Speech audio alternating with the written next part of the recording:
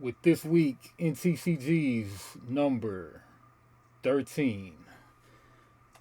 Oh yeah. Right, so this week not a whole bunch has been going down in the TCG world. Not a whole bunch, but we're covering a few things. Let's get right into them. So, first thing we're going over is Star Wars Unlimited has come out with some little eBay sale right there. Star Wars Unlimited has come out with some of the actual cards, and that alludes to how the game is going to be played. So, all right. So, from what we know so far, is this is one of those avatar games, and then we have leaders. The leaders start the game with the horizontal orientation, start the game out on the field, and you build your deck around your leader. So zoom in a bit. We've got Vader and we've got Luke. And Vader and Luke, they pretty much if we read them, we see that they've got two pips on the front of the card, and then we know that's pretty much Jedi symbol, right? And then we've got that looks like an Empire Death Star symbol, and then these other two. So these ones look like, you know, the evil side, the dark side, and then the light side. But then Scum and Villainy, of course, will probably be the yellow symbol from like the Star Wars LCG, and that'll probably be yellow. And then there's another side, so I think they're using the same 6 factions as the Star Wars LCG. And reading Luke, this is Luke, faithful friend, and it's got action, spend 1 credit looks like, and then tap, give a shield token to a Jedi unit you played this phase. And then the epic action, I'm sure that's once a game, if you control 6 or more resources, deploy this leader. So flip them, and then make them vertical orientation and put them as a unit onto the battlefield. And then going on to Vader, action, spend 1 credit, tap 1, and if you've played a Empire card this phase, deal 1 damage to a unit and 1 damage to a base. And then of course it looks like a base game, and you've got air and ground combat. You got 2 different battlefields. But epic action, if you control 7 or more resources, maybe called resources instead of credits, but deploy this leader, flip him, ready him, and move him to the ground area. So both of these are going to the ground area. All right. So then we got the epic action, one time, kind of like a force of will, J ruler, judgmented ruler. But and there are like 4 type of cards so far that we know about. There's units, events, upgrades, and leaders. And 3 sets so far have been named. The first 3 sets in Fantasy Flight, they did one of those dailies where they show you what's going on with the game, and in-flight report, something like that. And starting from the top, so it says this is a fast-paced strategic card game for everyone, whether you're a hardcore Star Wars fan, a long-time player of trading card games, or anywhere in between. And yeah, Fantasy Flight, but this looks to be one without a bunch of tokens and such. So that's what's up. Yeah, so the yellow Scum and Villainy looks like, and then the green is, I mean, whatever they kind of call that faction. We've got vehicles right here, the wing leader. We've got Imperial. Oh, we got tactic cards, gambit cards. All right, so okay, so onto the organized play. There's going to be, you'll earn points. So casual play events will include things like pre-release events, weekly play, and store showdowns. The focus of casual events is to have fun and provide opportunities for both newer players to learn the game and veteran players to try out new decks or strategies. Even if you have no interest in the tournament scene, we hope to see you at the LGS for casual play. That said, if you're interested in the tournament scene, we've got the competitive play. That's for you. They focus on competitive events to provide opportunity for players to test their skills and strategies against other players in a fair and competitive environment. And then competitive play events award tournament points, with the number of points awarded depending on how well you place. These points will be tied to your profile at Star Wars Unlimited official website, where we're at right now. and the full version of which will launch closer to the game's release, and accumulate enough tournament points and you can earn yourself an invitation to Star Wars Unlimited Galactic Championship, which should not be at that new Star Wars Galactic theme park that they're gonna shut down, at least the hotel part, soon. Yeah, and the OP structure of the game will look like this: pre-release like Magic, then weekly play, then store showdown, and then planetary qualifier, galactic championship, and then sector qualifier and regionals go to galactic championship, and then unlimited potential. And they say too that the game will have a lot of different kinds of prints for the cards, so you'll have different collector cards for promos, you'll have foil version of cards, alt frame version of cards, and alt arts. In the art, it's this is actual newly commissioned comic art, so it's not like a lot of games where with FCFG where you'll get the same recycled art, but this is all new art. So good stuff there. Right, and going along, we have Magic. So according to Aether Hub, there was a big fake leak that was leaked of the ban list that's coming on May 29th in a few days. But this guy C Mushroom says that he purposely faked the leaks, and he says on a Twitter post, he says, "I'm the guy behind the recent MTG leak where 8 extremely powerful cards were banned. The leak was fake from the start, and I did that to gauge standard players' base reactions and put pressure on WotC.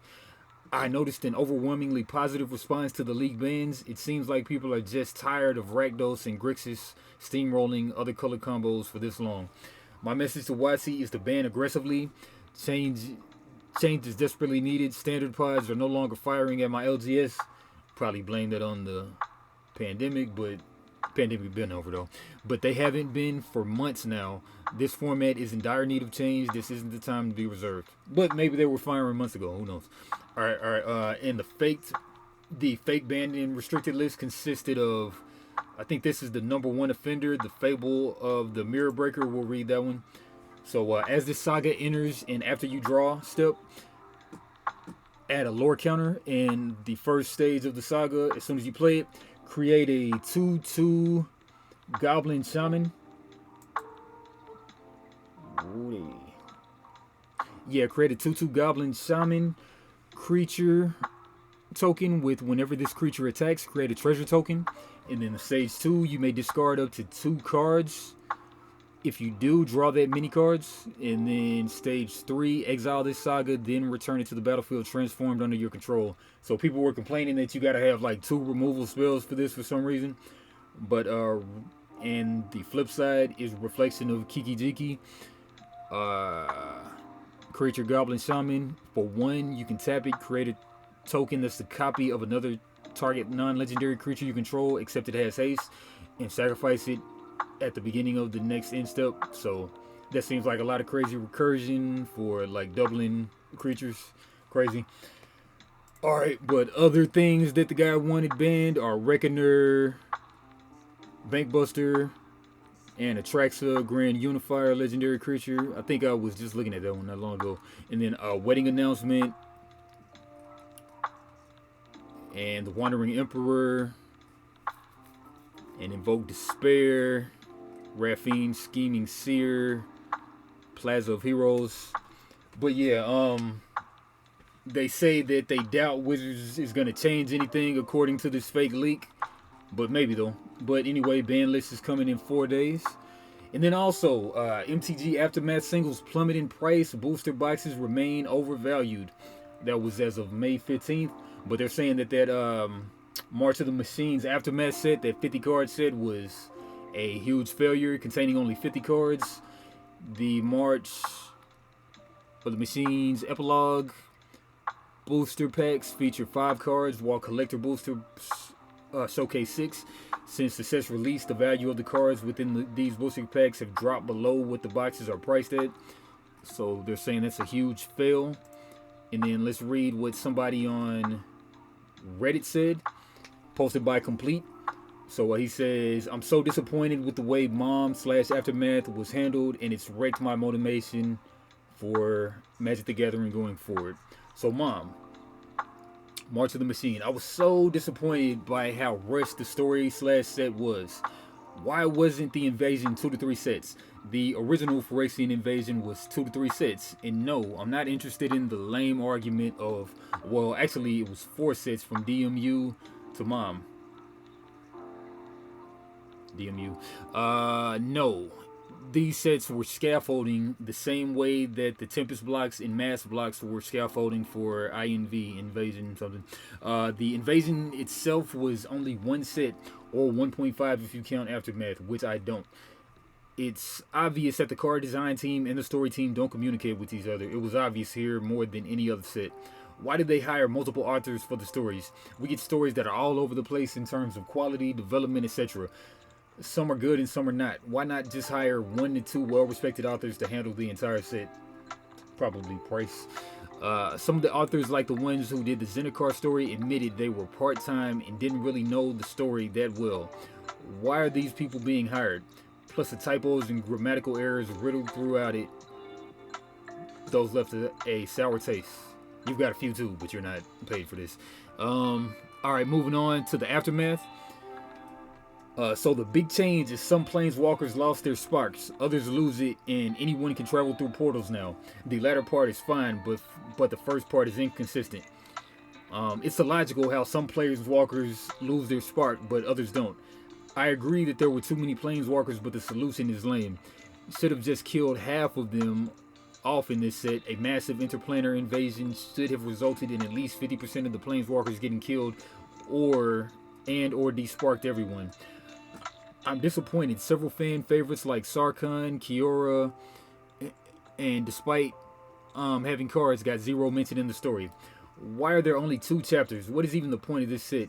Many cards have nothing to do with Aftermath. Yeah, he goes on and on, but he is very disappointed, as well as many people in this March of the Machines Aftermath that came out. Alright, moving along, we got Genesis Battle of the Champions. Just that fast, it's back. So the invasion is coming. The unreleased, what set is that? 5th set, 6th set, something like that, of Genesis Battle of the Champions. So they revamped the site. It's actually kind of worse right now, but it's just kind of like a preview of what's to come. So they removed everything with the previous owner, looks like, Sid Karachi. So just 2 episodes ago, I was talking about Joey's decks and drafts, his take on everything. But let's hear it from the new owner's mouths. Let's see what they're talking about. Hi everybody, it's me Jason here at North of Exile Games. I know it might be weird seeing me today in the context of this, but I just need to introduce myself. I am one of several owners of the going forward IP for Genesis Battle of Champions. That's right. So today I'm also being joined by the very popular and much beloved Jeffrey Pacito, and we're going to tell you how we got to this point, what's been going on. We're going to explain a little bit about why we haven't been able to speak publicly about things, and we're going to let you know a lot of exciting information about what's going to be going on here in the future of Genesis Battle of Champions. The first thing I'd like to explain to everybody, because I know, and I'm not going to be able to read the chat right away as I get started on this, but I know there's a couple things you really, really want to know right away. So if you can just be patient and let me convey that information to you, then we can start a question and answer period after. First thing everybody... Yeah, but he's going into it though. But so pretty much this is what he's talking about. He's saying that they've bought the IP, and this is actually the owner of the North of Exile local game store in Canada. So Genesis is actually his favorite game. And then next to him we've got Jeff Pacito. He does different trading card game arts, and he's a pretty established business guy. He's got some business dealings going on. So this Canadian LGS, which is North of Exile Games, they do weekly Genesis tournaments, and they've come together to form the new company, the Edge of Exile Entertainment. And the IP of Genesis is now owned by them and a handful of other owners. And going forward, Jeff Pacito is the chief design officer and Jason is the president. So no input from the original designer and owner, Sid Qureshi.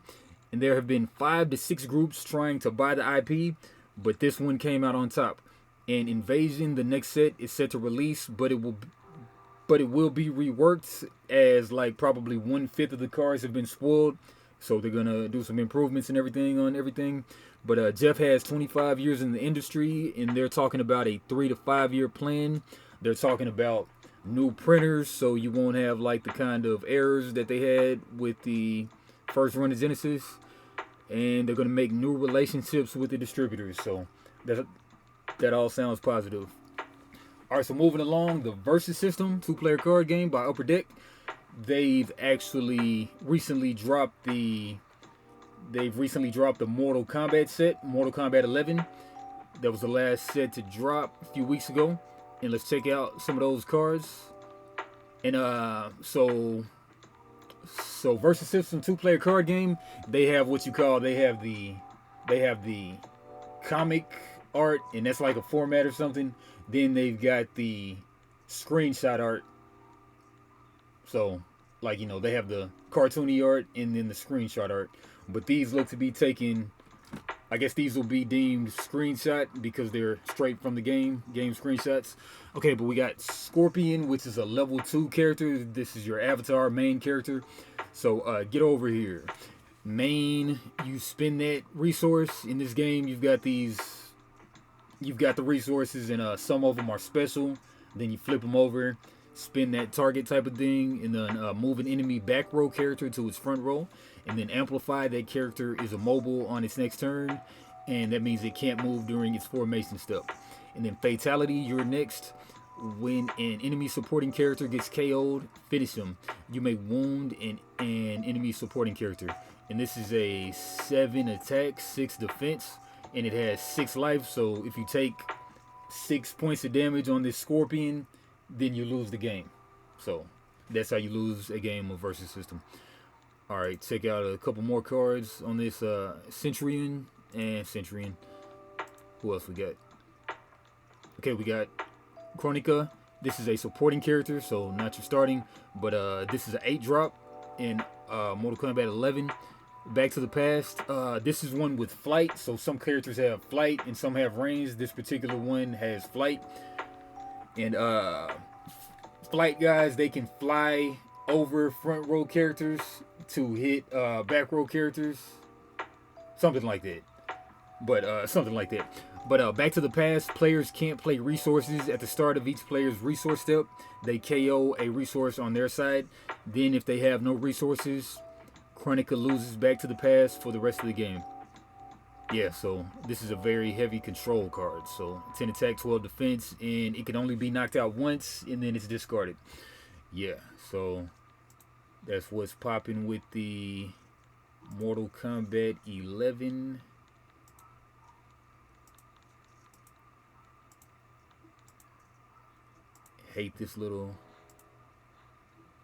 Really hate this Facebook pop-up thing.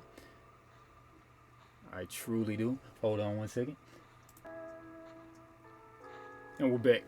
Alright, so and Mortal Kombat 11 wasn't the only recent release. Within the last few months, they've also released, and this is something like a LCG, but this is an ECG, expandable card game, where the whole set is released at the same time. There's no rarity and exclusivity. You get the whole thing.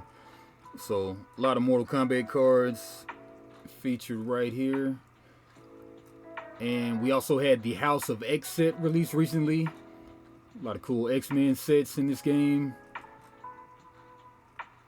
A lot of cool Marvel sets. Darn it.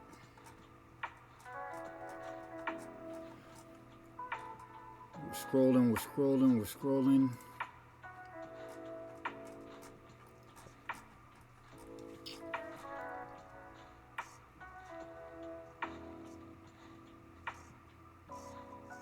Scrolling and it's loading. Jax. Youthful Jax there, Liu Kang. All my kicks fly like Liu Kang. Food chain. Man, this is I got too many things going, so that's why it's just taking forever. We got a Sonya Blaze, Kano, Raiden, we got a Shao Kahn, all kind of good stuff. All right, here we go. And they recently had a $3,000 prize pool tournament out in San Francisco back in April, so The game is still popping. Here goes a Deadpool card from the X-Force set, pretty recent. Alright. Alright, here's what I'm trying to get to. The new Brotherhood, that's a new set. Just trying to show that there was... Alright, well, more to the story, there was a recent... Okay, that's a recent House of X set that came out. And then just trying to get to this low-key and WandaVision set that recently released. We got a Fred Sanford. Alright, this is just taking too long, but yeah, but moral of the story, they had a low-key set recently released and a WandaVision set. Alright, on to the indies. We got on Kickstarter, we got Orao, White Generation. Seems like a wild one. Let's check this guy out. From some French designers. Alright, so how to play the game, Orao. Orao, the rules. Well, actually, the short version, because when game rules go over 5 minutes, they make me want to take a nap. So, Oh, yeah. you want to play Orao, huh? Perfect. Let's see what you'll need. A game list is made up by 1 leader, 3 reinforcements, 40 cards in your deck, and 5 missions. Setup. Place each deck on each side of the field. Choose who goes first. Draw 6 cards each. Either of you can decide to request a mulligan. What's a mulligan? Place the cards that you Looks don't like like at the bottom of your deck, and then draw the same amount of them from the top. How do you win? One of these possibilities has to occur. That guy was Your like attack Peter with defenses Griffin opens the mixed leader with and will Homer. have no more reinforcements. Your opponent cannot draw enough cards from their deck. If you run out of cards, but still have some in your resource pile, these in turn get shuffled and become your new deck. Control phase. You activate your exhausted cards and you flip your new mission if you completed the previous one. Main phase. Do what you want. Play cards, characters, fight or cry, whatever floats your boat. Final phase. Pass your turn. Playing the cards. To play a card, you have to pay the cost of it, putting in the resource pile 1 or more cards that meet the requirements, in quantity and color, via the production. The cards used to produce go in the resource pile, while the played cards go in the field in a free empty slot of your choosing, or in the discard pile should it be actions. If you play a character on your leader, they become a bodyguard. It's no longer considered a character. It receives +1 hubris. Hubris is the attack and defense value of your characters. Is that number on the bottom right? It does not die from draws and fights. Battling. One of your cards can attack an adjacent enemy, i.e. next to you, but not diagonal to you. To do so, you exhaust it, you turn it horizontally, and whoever has more hubris wins, while if there's a draw, both are defeated. Each time your character is defeated, place an ability counter on your leader. Max 4. You can decide if to attack the same enemy that is adjacent to your active characters by adding up their hubris and by creating a combo. The missions. To complete a mission, you have to meet its objective. When this happens, you immediately obtain the reward. Note, you'll be able to flip up the coming mission only in your next control phase. The tier. To play cards with tier on them, you have to first complete the missions. To play a tier 3 card, you have to complete the level 3 mission and have flipped the next one.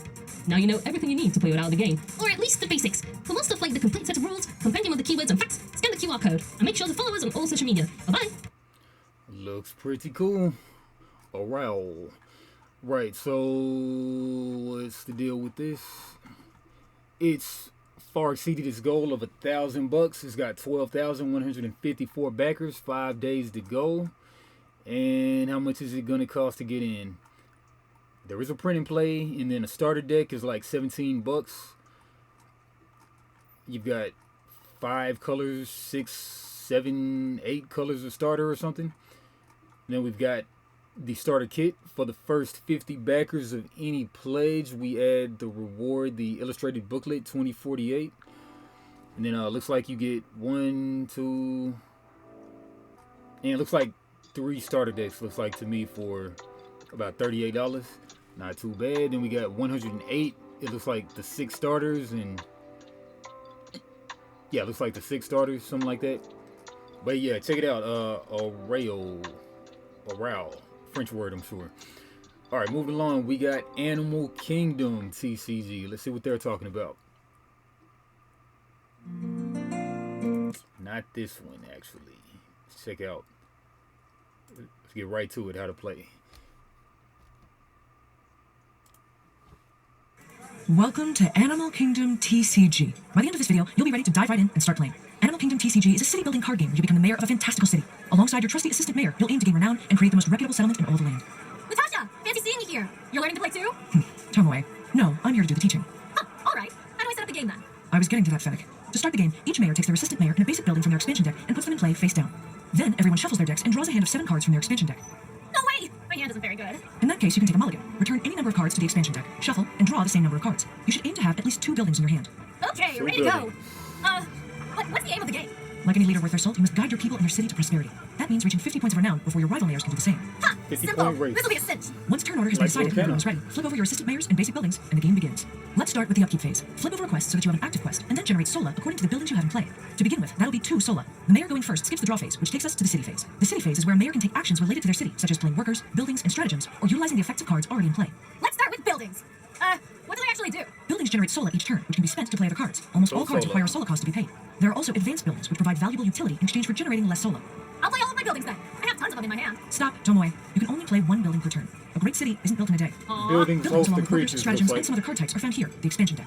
Workers are the lifeblood of your city. All workers have a sola cost that must be paid to play them, a gain or penalty value, and many also have an effect. Seems simple enough. At first glance, perhaps. Firstly, a worker can be exerted to earn renown equal to its gain value. Many workers also have to exert themselves to activate their effect.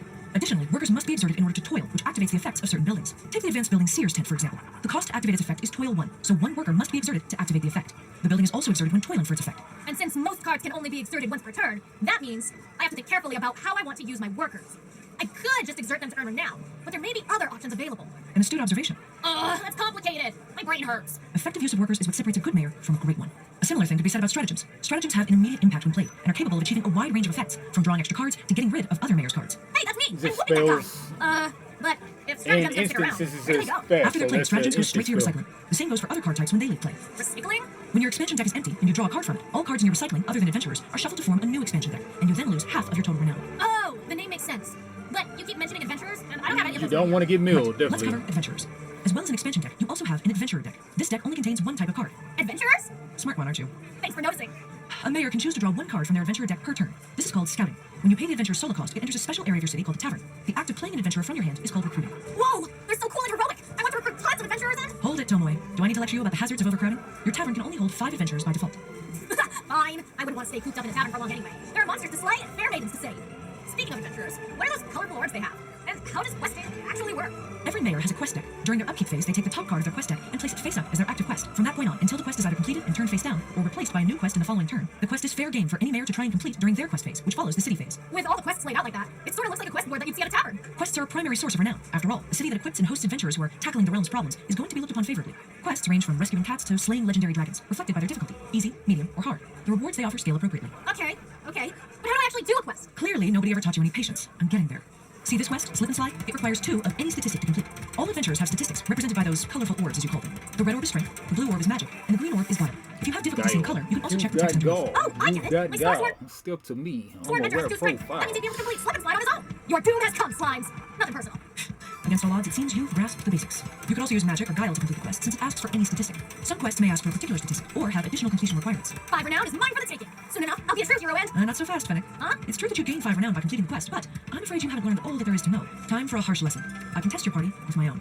What? What does that mean? When you form a party and declare your quest, other mayors can contest you. Word spreads quickly of threats that need to be dealt with, so multiple parties may butt heads in pursuit of glory. See how my party has 4 magic compared to your party's 2 strength? Since The colors in art kind of reminds me of like a puzzle bubble type of game. quest asks for any statistic, I choose to complete it using magic. And because I complete the quest by a larger margin, Natasha, don't say what I think you're gonna say! I'm the one who completes the quest. No! The people are going to sing my praises! I gain 5 renown, and your adventurer is retired, since they failed the quest. For shame, Tomoe. The heroes always bounce back, you know. Besides, don't your adventurers retire too? When a party completes a quest, they return to the tavern exerted. When a contesting party completes a quest, the mayor controlling that party also has to choose one of the adventurers to retire. Well, what happens after the quest phase? Kind of reminds me of the combat thing in this Spycraft game that I recently played, but less convoluted it seems. There's another city phase identical to the first. After that, it's the end phase, and then the next mayor in the turn order becomes the active mayor, and so on. The game continues this way, with mayors taking turns bolstering their city, hiring workers, recruiting adventurers, and interfering with one another's plans. The first to 50 renown wins the game, becoming the greatest city in all the land, a bastion of safety amidst an increasingly dangerous world. Speak your mind. Well, I have a few things I'm still not sure about.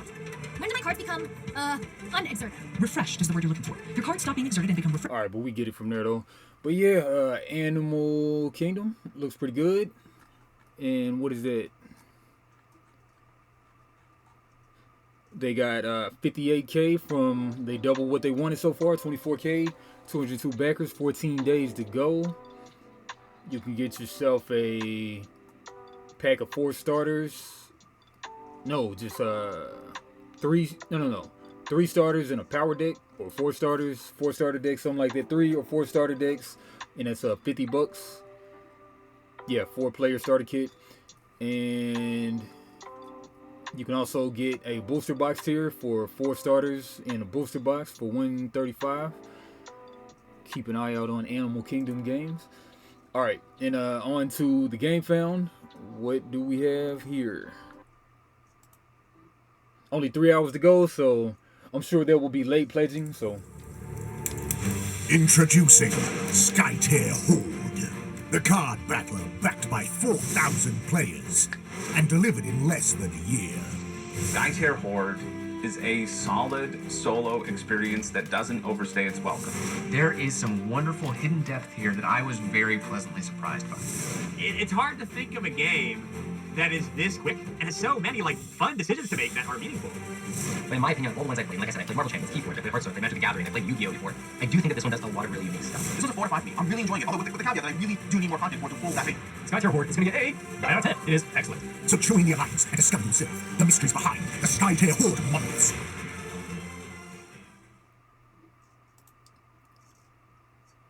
Yeah, so I've got the base game, and looking at that cool box that actually holds the cards in a reasonable manner, I kind of want to back this, but $70, you know me, I'd rather just get another game. But yeah, that's what's up. It's $50. We'll see the rewards. $50 for the gameplay all in. Scrolling down, doesn't have the cool little side panel where you can just see everything without scrolling to the bottom. At this point, I might as well just drag the window thing. Trying to see the levels. All right, right here. All right, so Monoliths gameplay all in. Get the retail box of Monoliths and 3 exclusive expansions for $50 if you already have the base game. And then we've got the Monoliths Returning Players Deluxe, where you get the big box that actually fits the cards reasonably, but get all the new cards and deluxe tokens plus the dividers and challenge expansion and a new box that fits everything from both campaigns. And that's $70. Nah, well, I mean, some people are gonna want it. I've only played the first mission, so. And then $109 for the bigger shebang, and then new players $130 deluxe, all type of stuff, retailer package. And last but not least, let's check out this Slackjack as a bonus. Not really a TCG, but let's check it out though. Alright guys, let's play Slackjack. You can trust me, I swear. Aye, me hearties, let's find the treasure. Slackjack is a social deduction game for 4 to 8 players where the captain must pick a crew of players to sail with. Each round, players draw 2 cards from the crew deck, secretly keeping 1 card and discarding the other. Players try to convince the captain to let them join their crew. The captain is trying to hit 21 and must choose who to believe and who's lying. Let me in. I have the 7, I promise. After the captain has chosen, all players reveal their card. But beware, if the captain has chosen the treacherous Slackjack, they outsmart the team and mutiny, robbing the entire crew blind. Players must negotiate, bluff, and use the special abilities on their cards in order to be the first pirate to collect 5 gold and win the game. Claim your treasure and back Slackjack today. Yeah, really cool sounding new fresh take on blackjack. It's got its 7,000 of their 5,000 that they wanted 15 days ago, 277 backers, and you can get in for a mere $9, but shipping of course. For the landlubber who wants to dip their toe into the sea, back at this level, receive the travel edition of the game with just a tuck box. In 10 minutes to play. It sounds like for 4 to 8 pirates, so there's going to be, I guess we have a rotating captain maybe. A rotating captain, that sounds like the way it's most likely is. And then you're just trying to be the first one with 5 coins. I guess you win 1 coin per round, it sounds like. And then, like, you know, the players are trying to win for themselves the coin and stop the captain from getting it. But base game and a travel size tuck box, everything you need. But if you get the crew mate at $19, you can welcome along you salty sea dog and back this level to get the full game with advanced rolls, so you get extra character stuff, kind of forcing you to get that level, but not really. And then 29, you get the metal coins. Sliding on down there. But yeah, cool looking stuff.